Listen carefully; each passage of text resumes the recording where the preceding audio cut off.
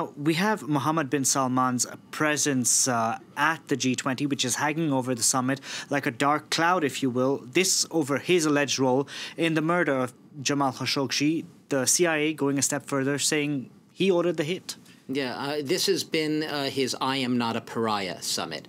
It's interesting to note that in the lead-up to this G20, in the days preceding it, the Crown Prince, Mohammed bin Salman, was on a sort of tour among Saudi allies. He went on a week-long trip to sort of glad hand of the Saudi press photographing him, smiling, shaking hands with various Arab rulers, the message being business as usual, everything's fine, I am not a pariah, I can go and go on foreign tours, I can leave the country, I'm still not just accepted, I am welcomed with smiles wherever I go. And this was to be seen as his next big test, you know, the stepping out on the real, the truly beyond just his region, but the international stage. And the question, yeah, overhanging it because everyone perhaps outside of that room there is asking the question, how will he be received? How are various leaders going to receive him? Now, we've seen in the initial images, we saw Vladimir Putin, for one, the Russian president, if not exactly high-fiving him, broad smiles on both sides from the Crown Prince and Vladimir Putin, very much a very ebullient, if not almost joyous welcome between two people who obviously respect each other. Is it a coincidence? Who knows? Look, the Saudi Arabia, the Russians have at this time closer and closer economic and political ties lately. Saudi Arabia recently said it was going to be investing $5 billion in a natural gas project in the Russian Arctic. Obviously, often money speaks, investment speaks, and yeah, it's realpolitik and it's cynical, absolutely cynical, but is that enough to make people sort of shut their mouths and not mention the K word, the Khashoggi word, don't mention the murder? That said, of course, leaders are publicly on the record saying they are going to address the issue with the Crown Prince.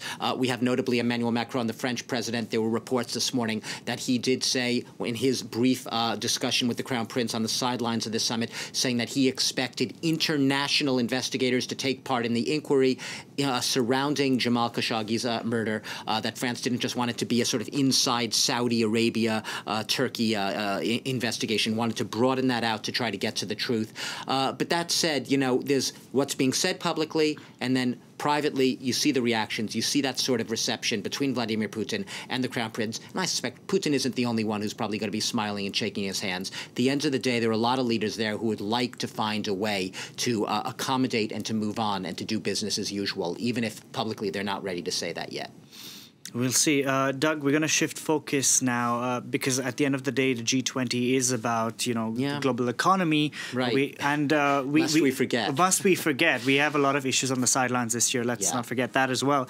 But we had earlier today the leaders of the United States, Mexico, and Canada signing the NAFTA trade agreement. What's new in this? Well, this is what's interesting about it, right? You know, the impulse is, you know, you go around, everything is negative, negative, negative, all of the tensions, the most fractious G20 summit ever. Everything seems to be the shadows, the clouds hanging over this summit. So the impulse is credit where credit is due, right? In the midst of all this, you have an announcement this morning between these three countries of a new deal, a new so-called NAFTA. Now, it's not called that anymore. It's now called the United States-Mexico-Canada Agreement. That's what the Trump administration is calling it, although Justin Trudeau, the Canadian Prime Minister, called it the new NAFTA in his remarks. But it's a very good question. What is the difference? And, you know, we know Donald Trump. He campaigned on this issue. He called NAFTA, which was brought into being in 1994, Bill Clinton administration, lasted for 20 years. He called it the worst trade deal in the history of the U.S., the worst trade deal. Now, he likes superlatives. Was it the worst deal? Who knows? And how much better is this deal? What does it do? Well, concretely, one of the provisions, a big provision, is more car parts have to be manufactured in the United States. And more of the workers making those parts have to be making higher wages. I think at least 40% of the workers have to be making at least $16 an hour. It's a very America-first, very toughly negotiated strategy, which does, for better or for worse, does reflect exactly the priorities that Donald Trump laid out. That said, a lot of people disagree with Donald Trump on this issue. It's one thing that this deal has been announced this morning. You had those three leaders standing side by side. It now has to be ratified by all of those countries. And the biggest hurdle might be the United States Congress, where there's already a lot of stiff opposition. Let's not forget a Democratic majority will be taking over the House in January. We've already had some statements, especially from a prospective presidential candidate, maybe, Elizabeth Warren, Democrat, saying that she's opposed to this deal.